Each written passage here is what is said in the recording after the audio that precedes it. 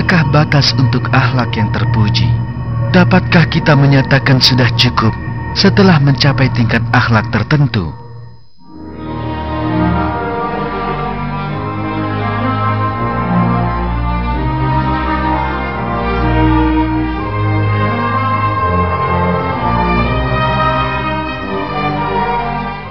Tidak ada batas untuk akhlak terpuji. Untuk setiap perbuatan dan setiap kata yang terucap, pastilah masih ada yang lebih baik. Tidak ada seorang pun yang boleh menyatakan, ini sudah cukup, atau inilah yang terbaik. Selain itu, tiap kali manusia menganggap dirinya sudah berada di tingkat akhlak yang memuaskan, penyimpangan tingkah laku dan akhlaknya pun mulai terjadi. Karena dia yakin tidak perlu memperbaiki dirinya sendiri. Dia tidak dapat mengambil manfaat dari setiap keindahan dan tidak dapat menunjukkan perbaikan apapun dalam wataknya. Allah telah menunjukkan di dalam sejumlah ayat bahwa orang-orang yang merasa dirinya serba cukup adalah orang-orang yang sombong. Ketahuilah, sesungguhnya manusia benar-benar melampaui batas karena dia melihat dirinya serba cukup. Karena itulah hingga akhir hayat kita seharusnya berusaha memperbaiki diri dan berjuang agar menjadi lebih baik. Hal ini karena tidak seorang pun bisa memastikan memperoleh syurga dan ridha Allah sebelum keputusan Allah tentang dirinya diketahui.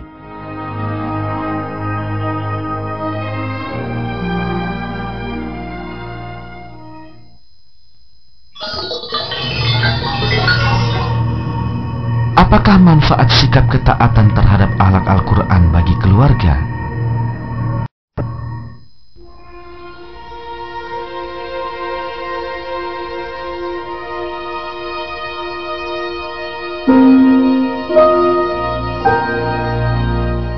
Akhlak Al-Quran menuntut rasa hormat kepada ayah dan ibu kita. Allah menyatakan hal ini di dalam surat Luqman ayat ke-14. Dan kami perintahkan kepada manusia untuk berbuat baik kepada dua orang ibu bapaknya. Ibunya telah mengandungnya dalam keadaan lemah yang bertambah-tambah dan menyapihnya dalam 2 tahun. Bersyukurlah kepadaku dan kepada dua orang ibu bapakmu, hanya kepadakulah kembalimu. Di rumah tempat akhlak Al-Quran diterapkan, tidak ada perkelahian, pertengkaran, atau pertikaian. Sikap penuh hormat ditunjukkan kepada ibu, ayah, dan anggota keluarga yang lain. Setiap orang hidup di dalam lingkungan yang menyenangkan dan bahagia. Kemiskinan atau kekayaan tidak pernah mengurangi rasa saling menghormati, mencintai, dan menyayangi di antara para anggota keluarga yang saling mendukung dan membantu di segala keadaan.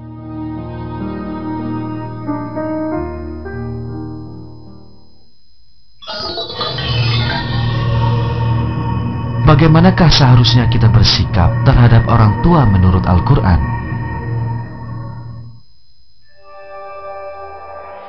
Allah telah memerintahkan manusia agar bersikap baik kepada kedua orang tuanya. Membicarakan hal-hal yang baik, menunjukkan rasa kasih sayang dan rasa hormat, serta mengasihi orang tua adalah tuntutan akhlak Al-Quran.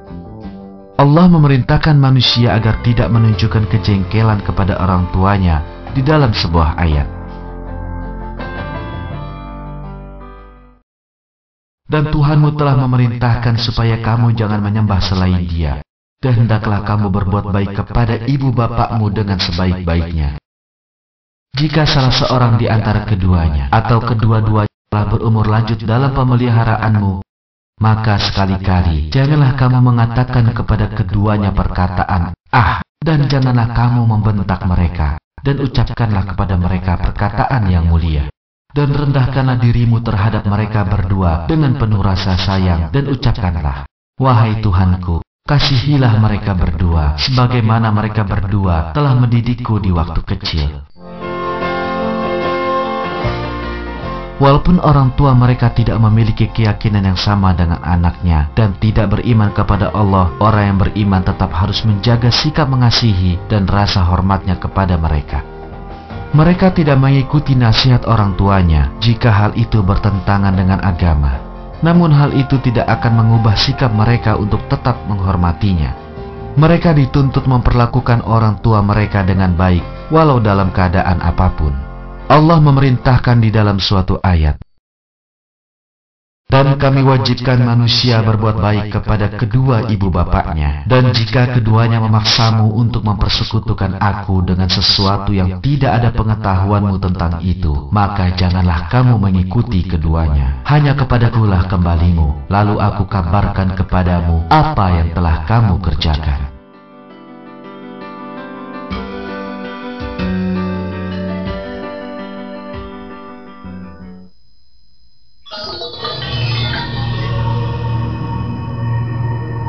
Dinyatakan di dalam Al-Quran bahwa Allah tidak menyukai orang-orang yang sombong.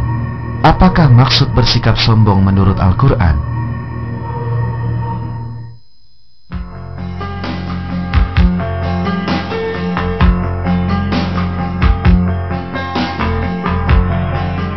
Menurut Al-Quran, ciri paling menonjol dari orang yang sombong adalah ia lupa bahwa segala sesuatu yang dimilikinya dianugerahkan kepadanya oleh Allah, dan dalam kehebatan khayalannya itu, ia menyombongkan semua anugerah itu.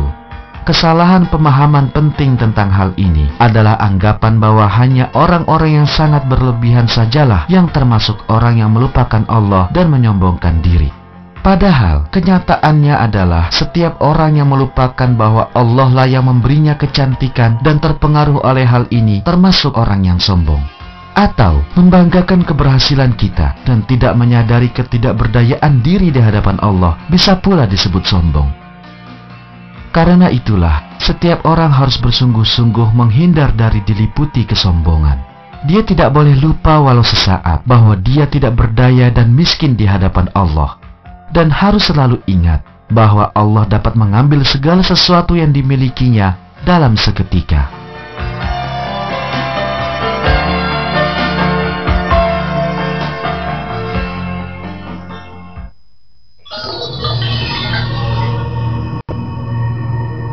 Apakah arti rendah hati bagi orang-orang yang beriman?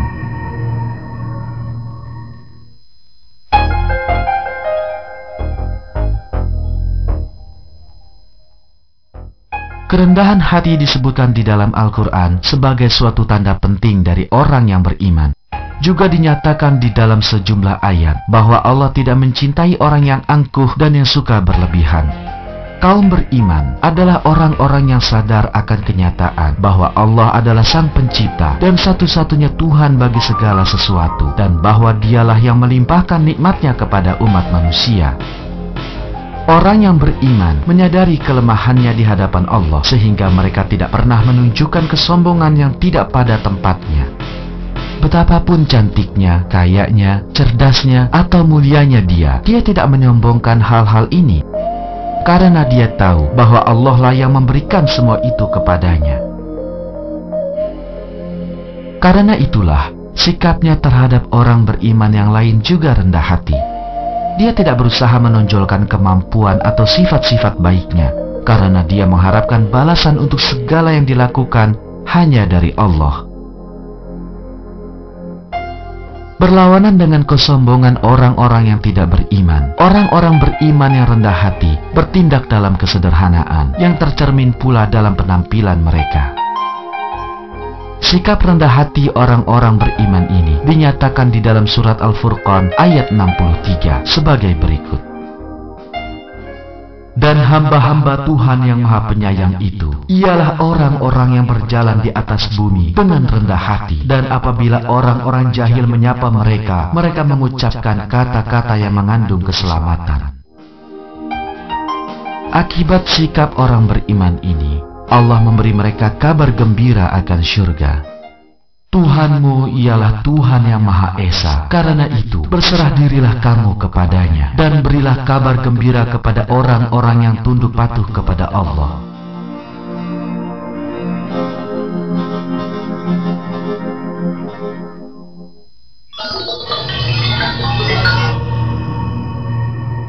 Bagaimana kita bersikap terhadap orang yang sombong?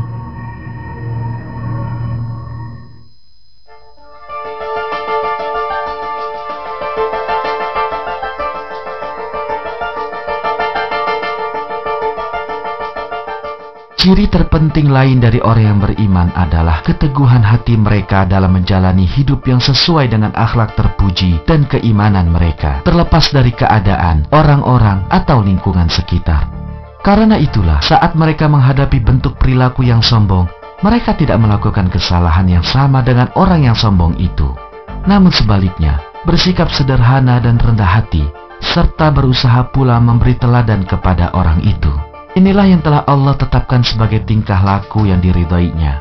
Allah telah mewahyukan di dalam Al-Quran bahwa menanggapi tingkah laku buruk seseorang dengan niat baik juga akan mempengaruhi orang tersebut. Tindakan baik dan tindakan buruk tidaklah sama. Tolak kejahatan itu dengan cara yang lebih baik. Maka tiba-tiba orang di antaramu dan dia ada permusuhan, seolah-olah telah menjadi teman yang sangat setia.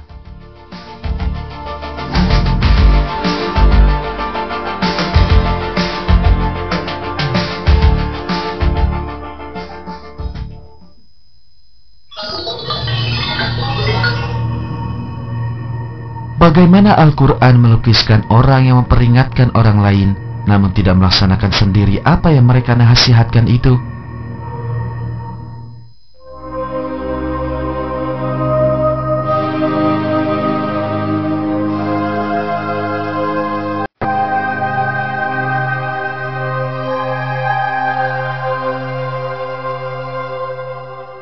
Di dalam Al-Quran, Allah menganjurkan orang-orang beriman untuk saling mengajak melakukan kebaikan dan melarang berbuat jahat.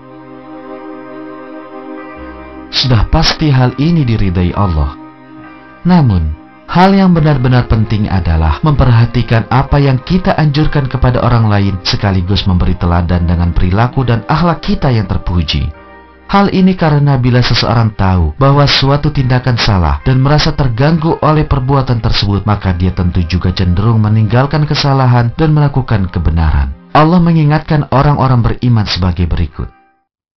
Mengapa kamu suruh orang lain mengerjakan kebaktian, sedang kamu melupakan diri kewajibanmu sendiri, padahal kamu membaca Alkitab? Maka tidaklah kamu berpikir, karena itulah, seseorang harus mengatur rumahnya sendiri dulu, barulah kemudian mulai memperingatkan orang lain di sekitarnya. Jika dia menganjurkan akhlak terpuji, namun tidak melaksanakannya sendiri dalam kehidupan kesehariannya, maka keikhlasannya harus dipertanyakan.